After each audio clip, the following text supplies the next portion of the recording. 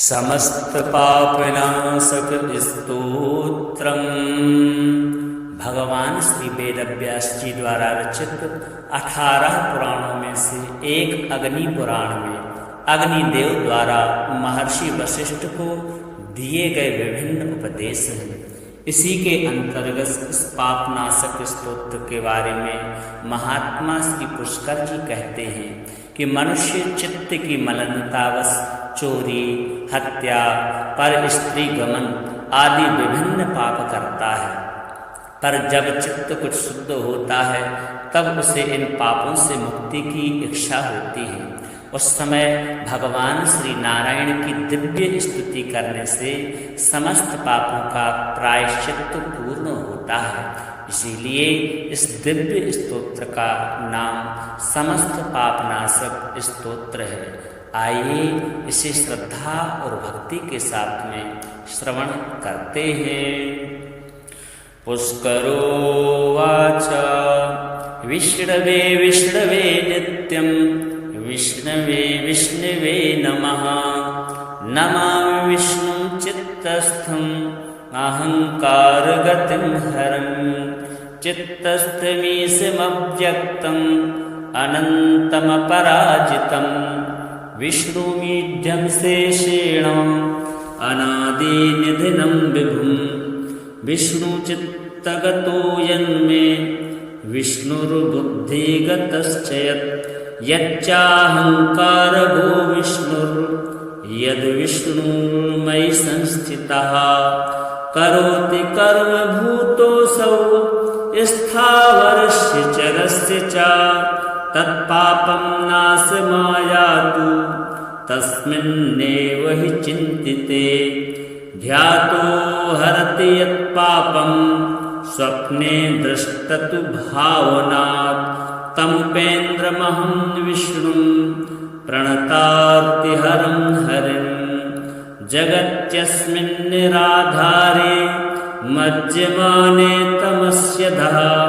हस्तावलम्बनं विष्णुं प्रणमामि परात्परम्। सर्वेश्वरेश्वर विभो परमात्मन्यधोक्षज। हृषीकेश हृषीकेश हृषीकेश नमोस्तुते। नृसिंहानन्त गोविन्द भूतभावन केशवा। दुरक्तं दुष्कृतं ध्यातं समयागं नमोस्तुते। यन्मया चिन्तितं दुष्टं स्वचित्तवशवर्तिना। अकार्यं महदत्युग्रं तच्छमं नय केशवा। ब्रह्मण्यदेव गोविन्द परमार्थपरायणा। जगन्नाथ जगद्धातः पापं प्रशमयाच्युत। यथा पराह्ने सायाह्ने मध्याह्ने च तथा निशि। कायेन मनसा वाचा कृतं पापं जानता। जानता च हृषीकेश पुण्डरीकाक्ष माधव। नामत्रयोच्चारणतः पापं यातु मम क्षयम्। शरीरं मे हृषीकेश पुण्डरीकाक्ष माधव। पापं प्रशमयाद्यत्वं वाक्कृतं मम माधव। यद्भुञ्जन् यत् स्वपन् तिष्ठन् गच्छन् जाग्रति यदा स्थितः। कृतवान् पापमद्याहं कायेन मनसा गिरा। यत् स्वल्पमपि यत् स्थूलं कुयोन्यनरकावहं। तद्यातु प्रशमं सर्वं वासुदेवानुकीर्तनात्। परं ब्रह्म परं धाम पवित्रं परमं च यत्। तस्मिन् प्रकीर्तिते विष्णुं यत्पापं तत्प्रणश्यतु। यत्प्राप्य नानिवर्तन्ते गन्धस्पर्शादिवर्जितं। सूर्यस्तत्पदं विष्णुस्तत्सर्वं समयद्वघम्। पापप्रणाशनं स्तोत्रं य पठेत् शृणुयादपि शारीरैर्मानसैर्वाग्जैः कृतैः पापैः प्रमुच्यते सर्वपापग्रहादिभ्यो याति विष्णोः परं पदम् तस्मात् पापे कृते जप्यं स्तोत्रं सर्वाघमर्दनं प्रायश्चित्तमघौघानां स्तोत्रं व्रतकृते वरं प्रायश्चित्तैः स्तोत्रजपैर्व्रतैर्नश्यति पातकम् श्रीनारायणार्पणमस्तु। विष्णवे विष्णवे नित्यं विष्णवे विष्णवे नमः। नमामि विष्णुं चित्तस्थम् अहङ्कारगतिं हरं चित्तस्थमीशमव्यक्तम् अनन्तमपराजितं विष्णुमीढ्यं शेषेण अनादिनिधनं विभुं विष्णुचित्तगतो यन्मे विष्णुर्बुद्धिगतश्च यच्चाहङ्कारगो विष्णुर्यद्विष्णुर्मयि संस्थितः करोति कर्म भूतोऽसौ स्थावरस्य चरस्य च तत्पापं नाशमायातु तस्मिन्नेव हि चिन्तिते ध्यातो हरति यत्पापं स्वप्ने दृष्टतु भावनात् तमुपेन्द्रमहं विष्णुं प्रणतार्तिहरं हरिं जगत्यस्मिन् निराधारे मज्यमाने तमस्यधः हस्तावलम्बनं विष्णुं प्रणमामि परात्परं सर्वेश्वरेश्वर विभो परमात्मन्नधोक्षज हृषीकेश हृषीकेश हृषीकेश नमोस्तुते नृसिंहानन्त गोविन्द भूतभावन केशवा दुरक्तं दुष्कृतं ध्यातं समयागं नमोस्तुते यन्मया चिन्तितं दुष्टं स्वचित्तवशवर्तिना अकार्यं महदत्युग्रं तच्छमं नय केशवा ब्रह्मण्यदेव गोविन्द परमार्थपरायणा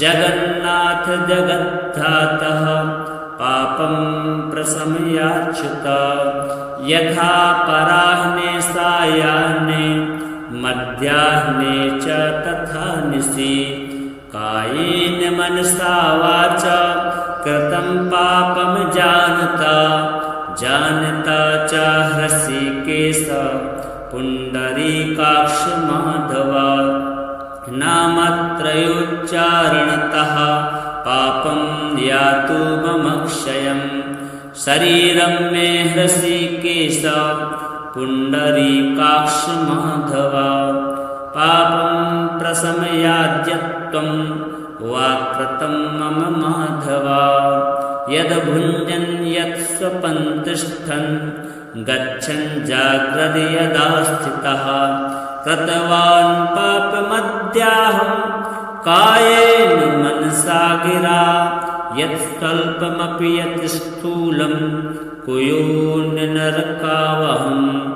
तद्यातु प्रशमं सर्वं वासुदेवानुकीर्तनात् परं ब्रह्म परं धाम पवित्रं परमं च यत् तस्मिन् प्रकीर्तिते विष्णुं यत्पापं तत्प्रणश्यतु यत्प्राप्य नानिवर्तन्ते गन्धस्पर्शादिवर्जितं सूर्यस्तत्पदं विष्णुस्तत्सर्वं समयद्वघम् पापप्रणाशनं स्तोत्रं य पठेत् शृणुयादपि शारीरैर्मानसैर्वाग्जैः कृतैः पापैः प्रमुच्यते सर्वपापग्रहादिभ्यो याति विष्णोः परं पदं तस्मात् पापे कृते जप्यं स्तोत्रं सर्वाघमर्दनं प्रायश्चित्तमघौघानां स्तोत्रं व्रतकृतेवरं प्रायश्चित्तैः स्तोत्रजपैर्व्रतैर्नश्यति पातकम्। श्रीनारायणार्पणमस्तु।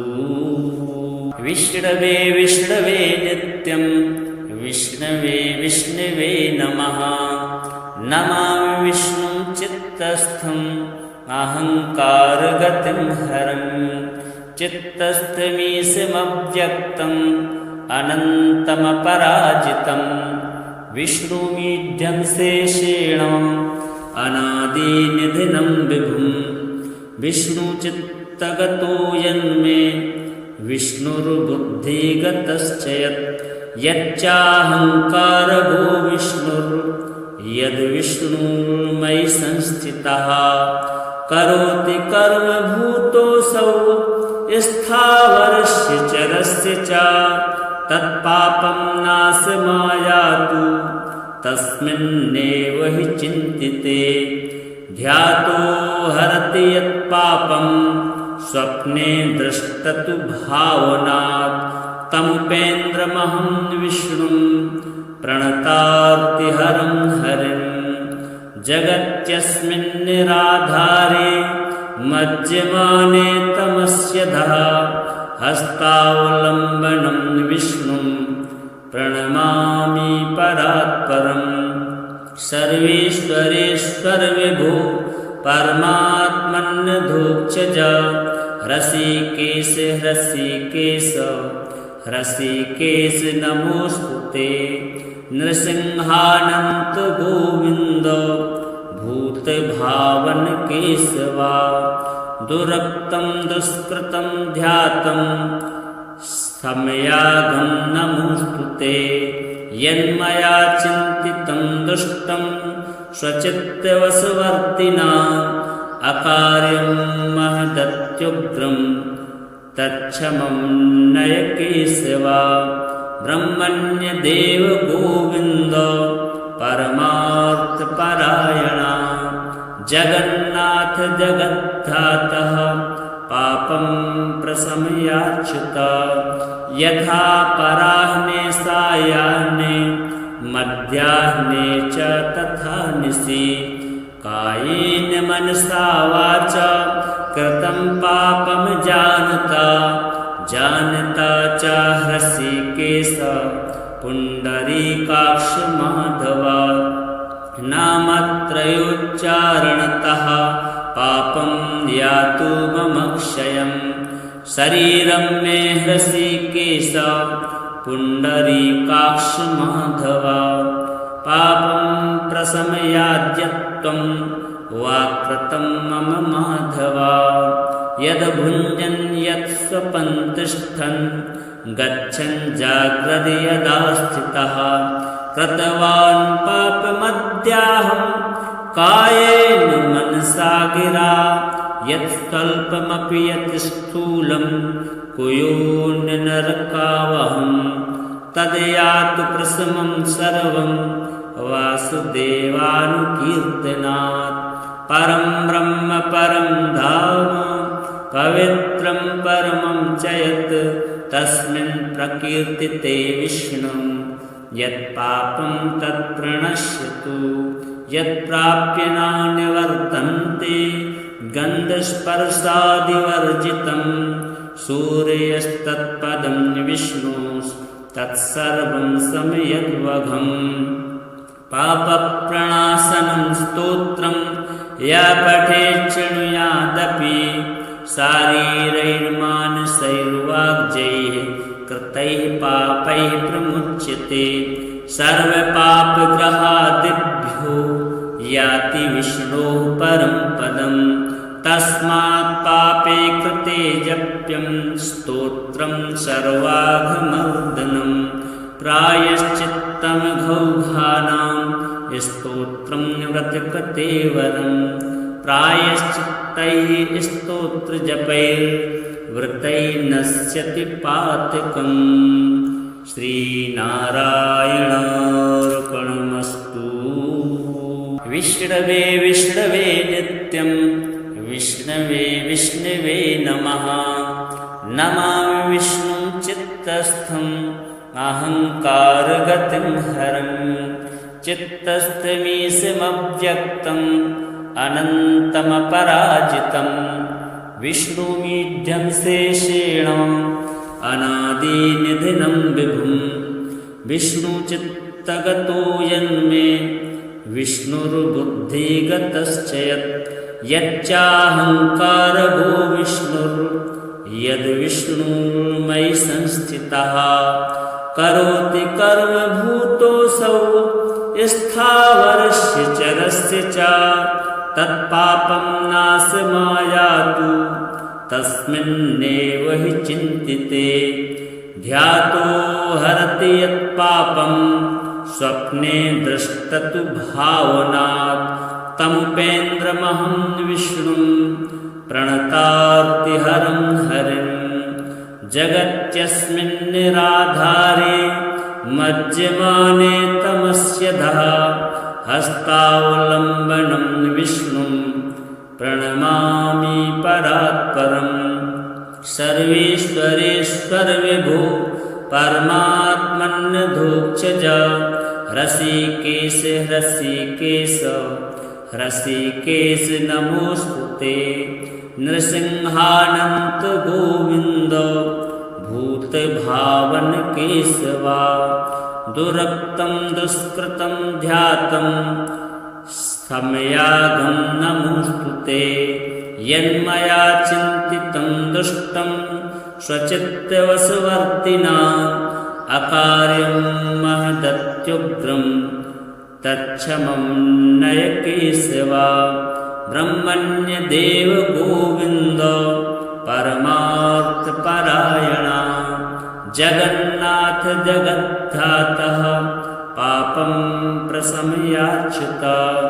यथा पराह्ने सायाह्ने मध्याह्ने च तथा निशि। कायेन मनसा वाचा कृतं पापं जानता। जानता च हृषीकेश पुण्डरीकाक्ष माधव।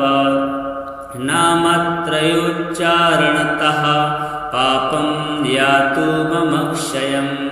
शरीरं मे हृषीकेश पुण्डरीकाक्ष माधव। पापं प्रशमयाद्यत्वं वाक्कृतं मम माधव। यद्भुञ्जन् यत् स्वपन् तिष्ठन् गच्छन् जाग्रति यदा स्थितः। कृतवान् पापमद्याहं कायेन मनसा गिरा। यत् स्वल्पमपि यत् स्थूलं कुयोन्यनरकावहं। तद्यातु प्रशमं सर्वं वासुदेवानुकीर्तनात्। परं ब्रह्म परं धाम पवित्रं परमं च यत्। तस्मिन् प्रकीर्तिते विष्णुं यत्पापं तत्प्रणश्यतु। यत्प्राप्य नानिवर्तन्ते गन्धस्पर्शादिवर्जितं। सूर्यस्तत्पदं विष्णुस्तत्सर्वं समयद्वघम्। पापप्रणाशनं स्तोत्रं या पठेत् शृणुयादपि। शारीरैर्मानसैर्वाग्जैः कृतैः पापैः प्रमुच्यते। सर्वपापग्रहादिभ्यो याति विष्णोः परं पदम्। तस्मात् पापे कृते जप्यं स्तोत्रं सर्वाघमर्दनं। प्रायश्चित्तमघौघानां स्तोत्रं व्रतकृते वरम्। प्रायश्चित्तैः स्तोत्रजपैर्व्रतैर्नश्यति पातकम्। श्रीनारायणार्पणमस्तु। विष्णवे विष्णवे नित्यं विष्णवे विष्णवे नमः। नमामि विष्णुं चित्तस्थम् अहङ्कारगतिं हरं। चित्तस्थमीशमव्यक्तम् अनन्तमपराजितं विष्णुमीढ्यं शेषेण अनादिनिधिनं विभुं विष्णुचित्तगतो यन्मे विष्णुर्बुद्धिगतश्च यच्चाहङ्कारगो विष्णुर्यद्विष्णुर्मयि संस्थितः करोति कर्म भूतोऽसौ स्थावरस्य चरस्य च तत्पापं नाशमायातु तस्मिन्नेव हि चिन्तिते ध्यातो हरति यत्पापं स्वप्ने दृष्टतु भावनात् तमुपेन्द्रमहं विष्णुं प्रणतार्तिहरं हरिं जगत्यस्मिन्निराधारे मज्यमाने तमस्य धः हस्तावलम्बनं विष्णुं प्रणमामि परात्परं सर्वेश्वरेश्वर विभो परमात्मन्यधोक्षज हृषीकेश हृषीकेश हृषीकेश नमोस्तुते नृसिंहानन्त गोविन्द भूतभावन केशवा दुरक्तं दुष्कृतं ध्यातं समयागं नमोस्तुते यन्मया चिन्तितं दुष्टं स्वचित्तवशवर्तिना अकार्यं महदत्युग्रं तच्छमं नय केशवा ब्रह्मण्यदेव गोविन्द परमार्थपरायणा जगन्नाथ जगद्धातः पापं प्रशमयाच्युत यथा पराह्ने सायाह्ने मध्याह्ने च तथा निशि कायेन मनसा वाचा कृतं पापं जानता च हृषीकेश पुण्डरीकाक्ष माधव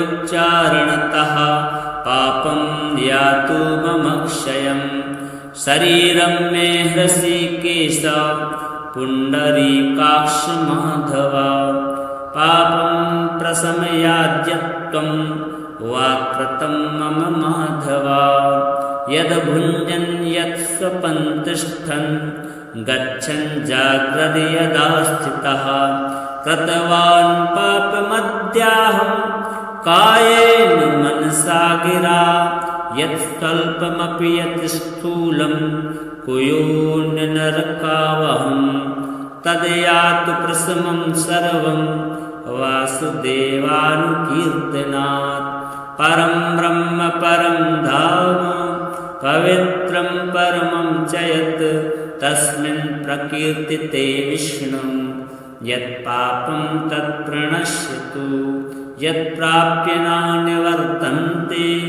गन्धस्पर्शादिवर्जितं सूर्यस्तत्पदं विष्णुस्तत्सर्वं समयद्वघम् पापप्रणाशनं स्तोत्रं या पठेत् शृणुयादपि शारीरैर्मानसैर्वाग्जैः कृतैः पापैः प्रमुच्यते सर्वपापग्रहादिभ्यो याति विष्णोः परं पदं तस्मात् पापे कृते जप्यं स्तोत्रं सर्वाघमर्दनं प्रायश्चित्तमघौघानां स्तोत्रं व्रतकृतेवरं प्रायश्चित्तैः स्तोत्रजपैर्व्रतैर्नश्यति पातकम् श्रीनारायणार्पणमस्तु। विष्णवे विष्णवे नित्यं विष्णवे विष्णवे नमः। नमामि विष्णुं चित्तस्थम् अहङ्कारगतिं हरं चित्तस्थमीशमव्यक्तम् अनन्तमपराजितं विष्णुमीढ्यं शेषेण अनादिनिधिनं विभुं विष्णुचित्तगतो यन्मे विष्णुर्बुद्धिगतश्च यच्चाहङ्कारगो विष्णुर्यद्विष्णुर्मयि संस्थितः करोति कर्मभूतोऽसौ स्थावरस्य चरस्य च तत्पापं नाशमायातु तस्मिन्नेव हि चिन्तिते ध्यातो हरति यत्पापं स्वप्ने दृष्टतु भावनात् तमुपेन्द्रमहं विष्णुं प्रणतार्तिहरं हरिं जगत्यस्मिन् निराधारे मज्यमाने तमस्य धः हस्तावलम्बनं विष्णुं प्रणमामि परात्परम् सर्वेश्वरेश्वर विभो परमात्मन्नधोक्षज हृषीकेश हृषीकेश हृषीकेश नमोस्तुते नृसिंहानन्त गोविन्द भूतभावन केशवा दुरक्तं दुष्कृतं ध्यातं समयागं नमोस्तुते यन्मया चिन्तितं दुष्टं स्वचित्तवशवर्तिना अकार्यं महदत्युग्रं तच्छमं नय केशवा ब्रह्मण्यदेव गोविन्द परमार्थपरायणा जगन्नाथ जगद्धातः पापं प्रशमयाच्युत यथा पराह्ने सायाह्ने मध्याह्ने च तथा निशि कायेन मनसा वाचा कृतं पापं जानता च हृषीकेश पुण्डरीकाक्ष माधव नामत्रयोच्चारणतः पापं यातु मम क्षयम् शरीरं मे हृषीकेश पुण्डरीकाक्ष माधव पापं प्रशमयाद्यत्वं वाक्कृतं मम माधव यद्भुञ्जन् यत्स्वपन् तिष्ठन् गच्छन् जाग्रति यदा स्थितः कृतवान् पापमद्याहं कायेन मनसा गिरा यत् स्वल्पमपि यत् स्थूलं कुयोन्यनरकावहं तद्यातु प्रशमं सर्वं वासुदेवानुकीर्तनात् परं ब्रह्म परं धाम पवित्रं परमं च यत् तस्मिन् प्रकीर्तिते विष्णुं यत्पापं तत्प्रणश्यतु यत्प्राप्य न निवर्तन्ते गन्धस्पर्शादिवर्जितं सूर्यस्तत्पदं विष्णुस्तत्सर्वं समयद्वघम् पापप्रणाशनं स्तोत्रं या पठेत् शृणुयादपि शारीरैर्मानसैर्वाग्जैः कृतैः पापैः प्रमुच्यते सर्वपापग्रहादिभ्यो याति विष्णोः परं पदं तस्मात् पापे कृते जप्यं स्तोत्रं सर्वाघमर्दनं प्रायश्चित्तमघौघानां स्तोत्रं व्रतकृतेवरं प्रायश्चित्तैः स्तोत्रजपैर्व्रतैर्नश्यति पातकम् श्रीनारायणार्पणमस्तु। विष्णवे विष्णवे नित्यं विष्णवे विष्णवे नमः। नमामि विष्णुं चित्तस्थम् अहङ्कारगतिं हरं चित्तस्थमीशमव्यक्तम् अनन्तमपराजितं विष्णुमीढ्यं शेषेण अनादिनिधिनं विभुं विष्णुचित्तगतो यन्मे विष्णुर्बुद्धिगतश्च यच्चाहङ्कारगो विष्णुर्यद्विष्णुर्मयि संस्थितः करोति कर्मभूतोऽसौ स्थावरस्य चरस्य च तत्पापं नाशमायातु तस्मिन्नेव हि चिन्तिते ध्यातो हरति यत्पापं स्वप्ने दृष्टतु भावनात् तमुपेन्द्रमहं विष्णुं प्रणतार्तिहरं हरिं जगत्यस्मिन् निराधारे मज्यमाने तमस्यधः हस्तावलम्बनं विष्णुं प्रणमामि परात्परम् सर्वेश्वरेश्वर विभो परमात्मन्यधोक्षज हृषीकेश हृषीकेश हृषीकेश नमोस्तुते नृसिंहानन्त गोविन्द भूतभावन केशवा दुरक्तं दुष्कृतं ध्यातं समयागं नमोस्तुते यन्मया चिन्तितं दुष्टं स्वचित्तवशवर्तिना अकार्यं महदत्युग्रं तच्छमं नय केशवा ब्रह्मण्यदेव गोविन्द परमार्थपरायणा जगन्नाथ जगद्धातः पापं प्रशमयाच्युत यथा पराह्ने सायाह्ने मध्याह्ने च तथा निशि कायेन मनसा वाचा कृतं पापं जानता च हृषीकेश पुण्डरीकाक्ष माधव नामत्रयोच्चारणतः पापं यातु मम क्षयं शरीरं मे हृषीकेश पुण्डरीकाक्ष माधव पापं प्रशमयाद्यत्वं वाक्कृतं मम माधव यद्भुञ्जन् यत् स्वपन् तिष्ठन् गच्छन् जाग्रति यदा स्थितः कृतवान् पापमद्याहं कायेन मनसा गिरा यत् स्वल्पमपि यत् स्थूलं कुयोन्यनरकावहं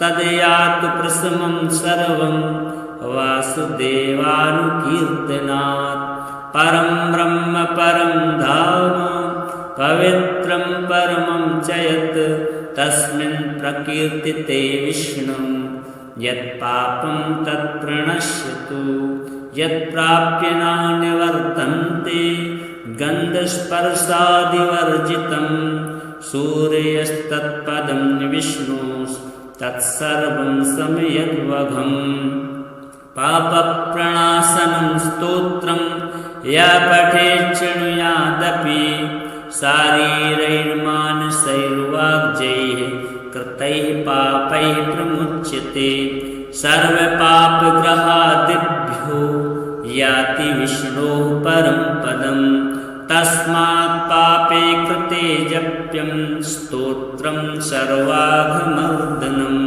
प्रायश्चित्तमघौघानां स्तोत्रं व्रतकृतेवरं प्रायश्चित्तैः स्तोत्रजपैर्व्रतैर्नश्यति पातकम् श्रीनारायणार्पणमस्तु। विष्णवे विष्णवे नित्यं विष्णवे विष्णवे नमः।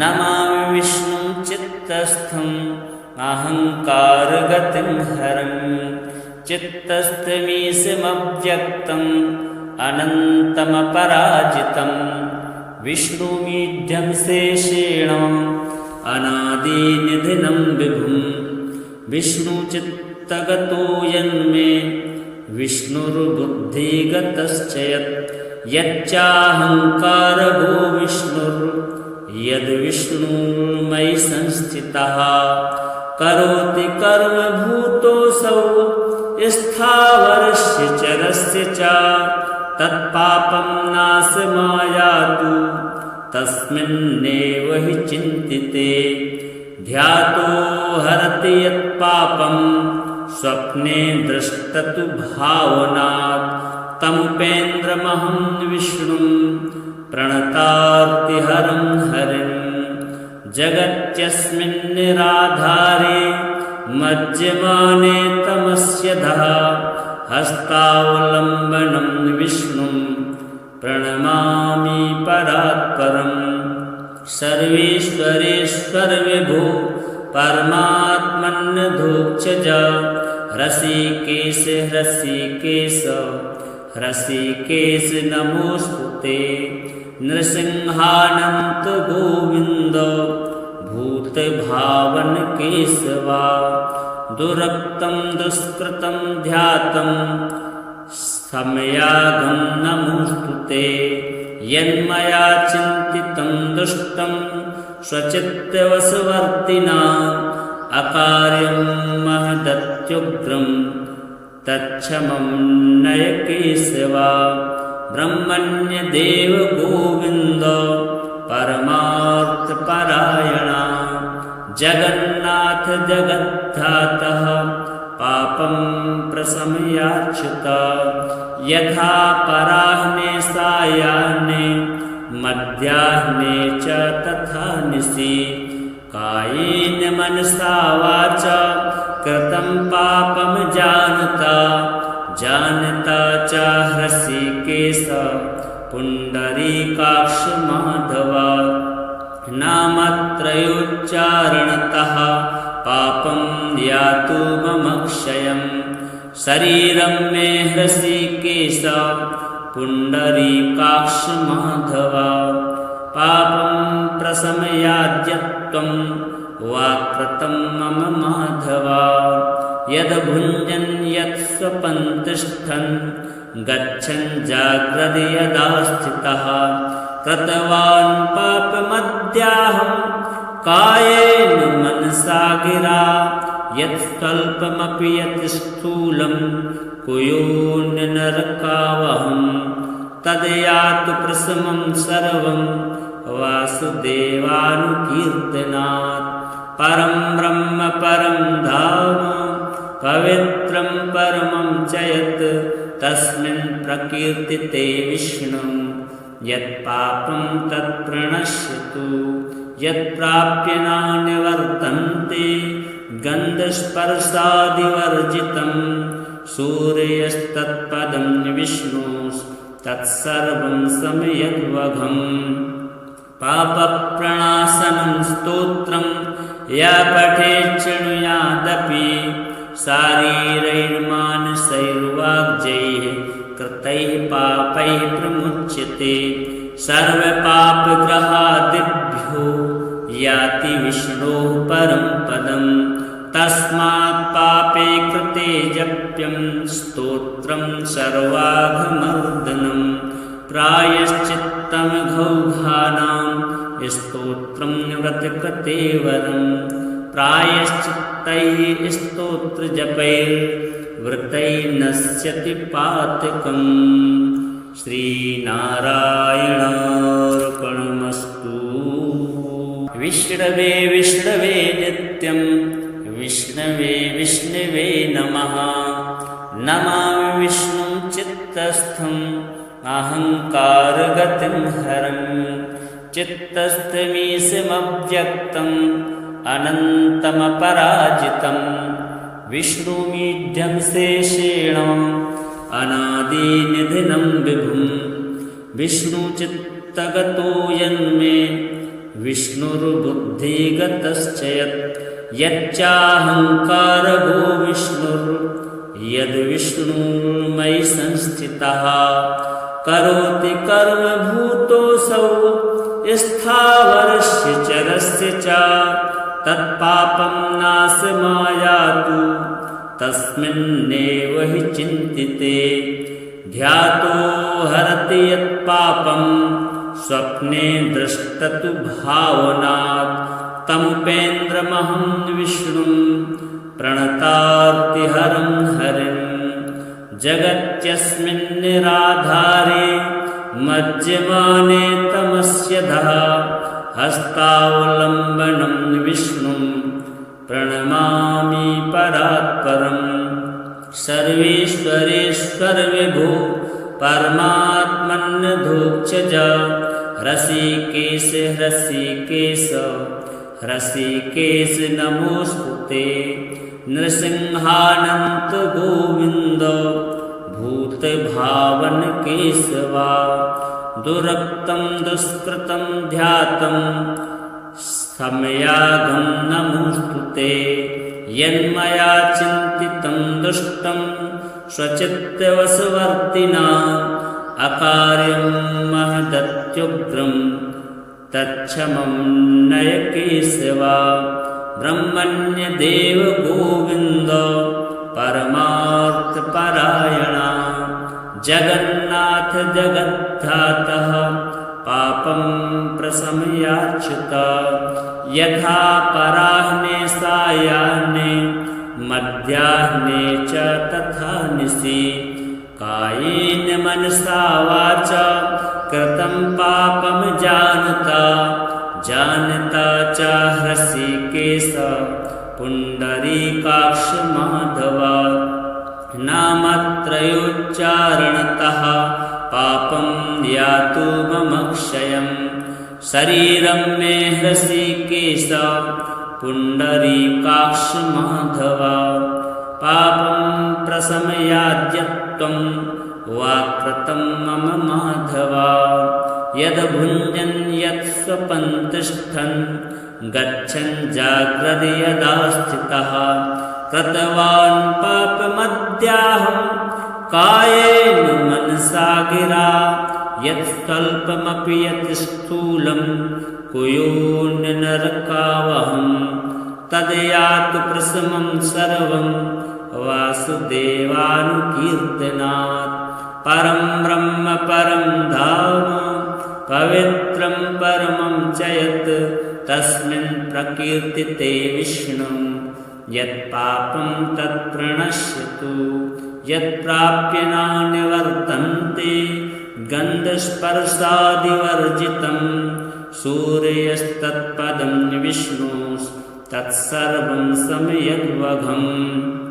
पापप्रणाशनं स्तोत्रं या पठेत् शृणुयादपि शारीरैर्मानसैर्वाग्जैः कृतैः पापैः प्रमुच्यते। सर्वपापग्रहादिभ्यो याति विष्णोः परं पदम्। तस्मात् पापे कृते जप्यं स्तोत्रं सर्वाघमर्दनं। प्रायश्चित्तमघौघानां स्तोत्रं व्रतकृतेवरं। प्रायश्चित्तैः स्तोत्रजपैर्व्रतैर्नश्यति पातकम्। श्रीनारायणार्पणमस्तु। विष्णवे विष्णवे नित्यं विष्णवे विष्णवे नमः। नमामि विष्णुं चित्तस्थं अहङ्कारगतिं हरं।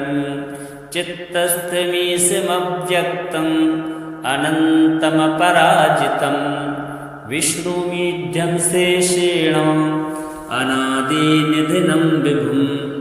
विष्णुचित्तगतो यन्मे विष्णुर्बुद्धिगतश्च यच्चाहङ्कारगो विष्णुर्यद्विष्णुर्मयि संस्थितः। करोति कर्मभूतोऽसौ स्थावरस्य चरस्य च तत्पापं नाशमायातु तस्मिन्नेव हि चिन्तिते। ध्यातो हरति यत्पापं स्वप्ने दृष्टतु भावनात्। तमुपेन्द्रमहं विष्णुं प्रणतार्तिहरं हरिं। जगत्यस्मिन् निराधारे मज्यमाने तमस्यधः। हस्तावलम्बनं विष्णुं प्रणमामि परात्परम्। सर्वेश्वरेश्वर विभो परमात्मन्यधोक्षज। हृषीकेश हृषीकेश हृषीकेश नमोऽस्तु ते। नृसिंहानन्त गोविन्द भूतभावन केशवा। दुरक्तं दुष्कृतं ध्यातं सम्यागं नमोऽस्तु ते। यन्मया चिन्तितं दुष्टं स्वचित्तवशवर्तिना अकार्यं महदत्युग्रं तच्छमं नय केशव। ब्रह्मण्यदेव गोविन्द परमार्थपरायणा जगन्नाथ जगद्धातः पापं प्रशमयाच्युत यथा पराह्ने सायाह्ने मध्याह्ने च तथा निशि कायेन मनसा वाचा कृतं पापं जानता जानता च हृषीकेश पुण्डरीकाक्ष माधव नामत्रयोच्चारणतः पापं यातु मम क्षयं शरीरं मे हृषीकेश पुण्डरीकाक्ष माधव पापं प्रशमयाद्यत्वं वाक्कृतं मम माधव यद्भुञ्जन् यत् स्वपन् तिष्ठन् गच्छन्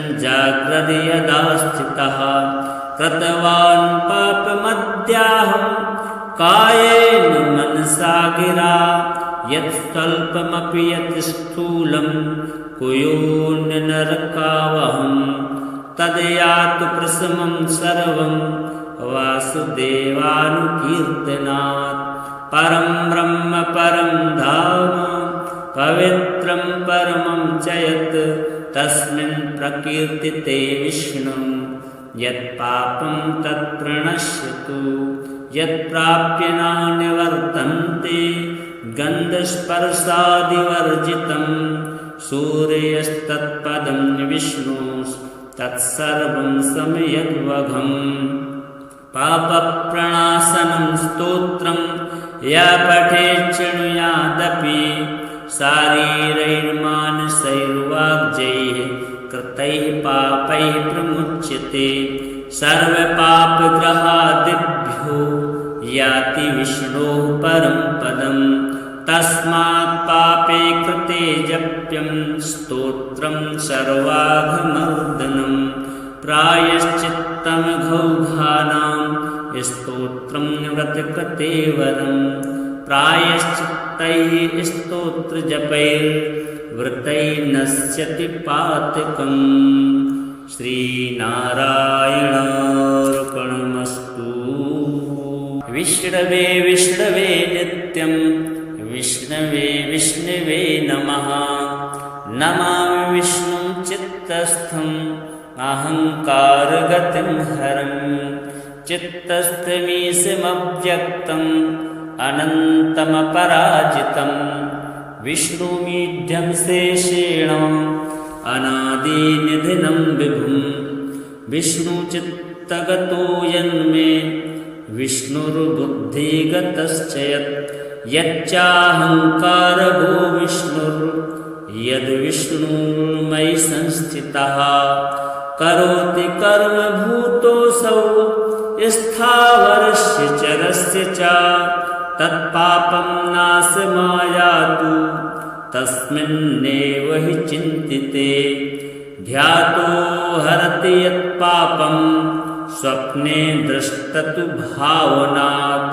तमुपेन्द्रमहं विष्णुं प्रणतार्तिहरं हरिं जगत्यस्मिन् निराधारे मज्यमाने तमस्य धः हस्तावलम्बनं विष्णुं प्रणमामि परात्परं सर्वेश्वरेश्वर विभो परमात्मन्यधोक्षज हृषीकेश हृषीकेश हृषीकेश नमोस्तुते नृसिंहानन्त गोविन्द भूतभावन केशवा दुरक्तं दुष्कृतं ध्यातं समयागं नमोस्तुते यन्मया चिन्तितं दुष्टं स्वचित्तवशवर्तिना अकार्यं महदत्युग्रं तच्छमं नय केशवा ब्रह्मण्यदेव गोविन्द परमार्थपरायणा जगन्नाथ जगद्धातः पापं प्रशमयाच्युत यथा पराह्ने सायाह्ने मध्याह्ने च तथा निशि कायेन मनसा वाचा कृतं पापं जानता जानता च हृषीकेश पुण्डरीकाक्ष माधवा नामत्रयोच्चारणतः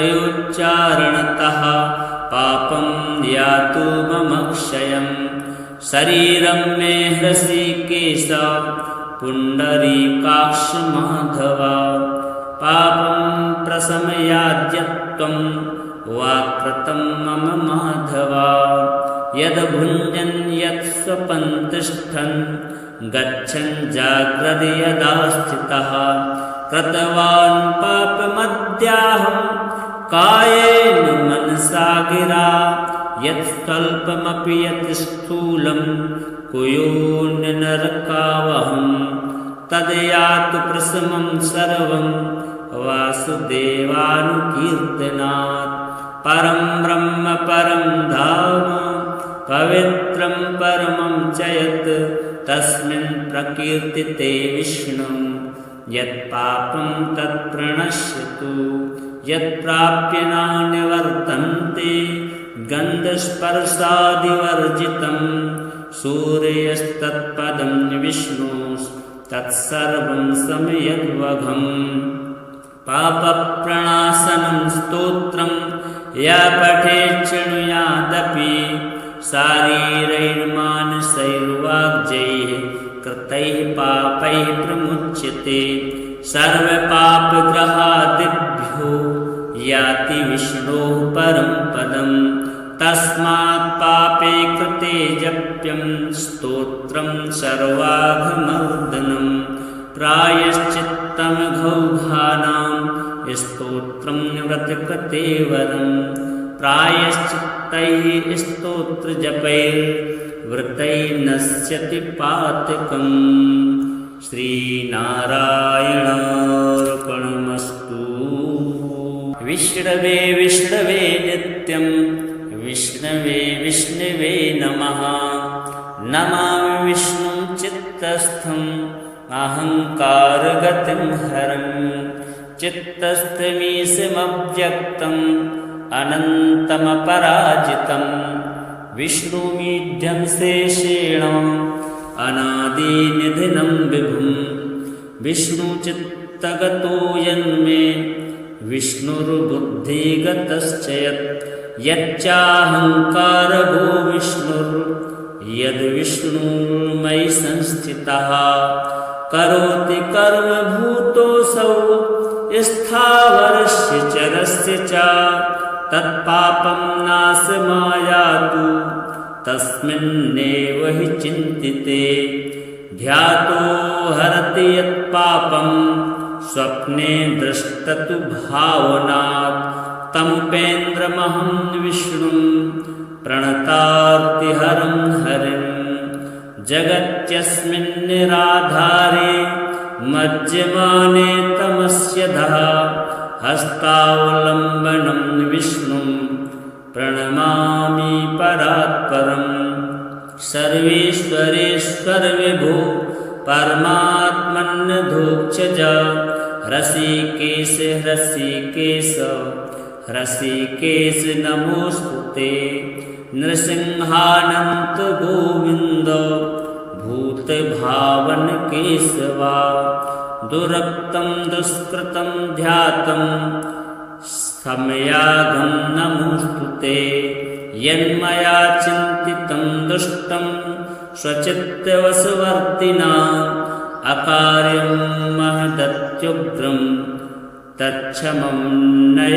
केशवा ब्रह्मण्यदेव गोविन्द परमार्थपरायणा जगन्नाथ जगद्धातः पापं प्रशमयाच्युत यथा पराह्ने सायाह्ने मध्याह्ने च तथा निशि कायेन मनसा वाचा कृतं पापं जानता च हृषीकेश पुण्डरीकाक्ष माधवा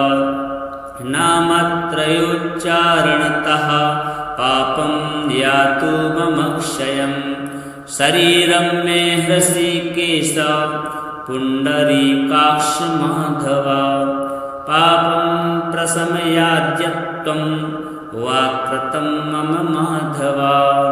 यद्भुञ्जन् यत् स्वपन् तिष्ठन् गच्छन् जाग्रति यदा स्थितः कृतवान् पापमद्याहं कायेन मनसा गिरा। यत् स्वल्पमपि यत् स्थूलं कुयोऽन्यनरकावहं तद्यातु प्रशमं सर्वं वासुदेवानुकीर्तनात्। परं ब्रह्म परं धाम पवित्रं परमं च यत् तस्मिन् प्रकीर्तिते विष्णुं यत्पापं तत्प्रणश्यतु। यत्प्राप्य नानिवर्तन्ते गन्धस्पर्शादिवर्जितं सूर्यस्तत्पदं विष्णुस्तत्सर्वं सम्यग्वघम्। पापप्रणाशनं स्तोत्रं या पठेत् शृणुयादपि शारीरैर्मानसैर्वाग्जैः कृतैः पापैः प्रमुच्यते।